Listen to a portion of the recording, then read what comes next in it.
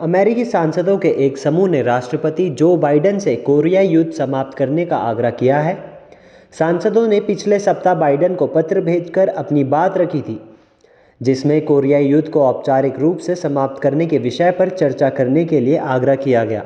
वहीं दूसरी तरफ न्यूज़ एजेंसी ने कोरियाई अमेरिकी पब्लिक एक्शन कमेटी KAPAC के हवाले से बताया कि विदेश मंत्री एंटनी ब्लिंकन को भी यह पत्र भेजा गया है। KAPAC द्वारा 4 नवंबर को जारी किए गए पत्र में दक्षिण कोरिया और उत्तर कोरिया के बीच शांति कायम रखने की बात कही गई थी।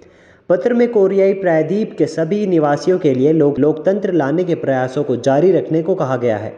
KAPAC के अनुसार कैलिफोर्निया के डेमोक्रेटिक प्रतिनिधि ब्रैड शर्मन सहित इस पत्र पर 22 अन्य सदस्यों द्वारा हस्ताक्षर लिए गए थे। सांसदों ने बताया कि युद्ध को समाप्त करने की घोषणा का प्रस्ताव राष्ट्रपति मून जे-इन ने सितंबर में संयुक्त राष्ट्र महासभा में रखा था। इसके साथ ही प्रशासन और राज्य के सचिव से उत्तर कोरिया और दक्षिण कोरिया के साथ सक्रिय राजनीतिक जुड़ाव और प्राथमिकता देने का आग्रह किया गया है, जिसका लक्ष्य उत्तर कोरिया, दक्षिण कोरिया और अमेरिका के बीच युद्ध की स्थिति को औपचारिक रूप से समाप्त करना है। जापान के 35 साल के कॉलोनाइजेशन के बाद 1945 में कोरिया को मिली आज़ादी के ठीक 2 साल बाद 1950 में कोरियाई युद्ध का आगाज़ हुआ था, जिसमें 25 जून 1950 को उत्तर कोरिया ने दक्षिण कोरिया पर आक्रमण किया था।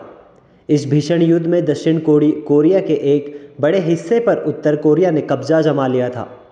इस युद्ध में काफ़ी संख्या में सैनिकों की जान भी गई थी, साथ ही सैकड़ों लोग घायल भी हुए थे। KAPAC के अनुसार कैलिफोर्निया के डेमोक्रेटिक प्रतिनिधि ब्रैड शर्मन सहित इस पत्र पर 22 अन्य लोगों के हस्ताक्षर लिए गए हैं। सांसदों ने बताया कि युद्ध को समाप्त करने की घोषणा का प्रस्ताव राष्ट्रपति मून जे-इन ने सितंबर में संयुक्त राष्ट्र महासभा में रखा था। इसके साथ ही प्रशासन और राज्य के सचिव से उत्तर कोरिया और दक्षिण कोरिया के साथ सक्रिय राजनीतिक जुड़ाव और प्राथमिकता देने का भी आग्रह लिया गया था।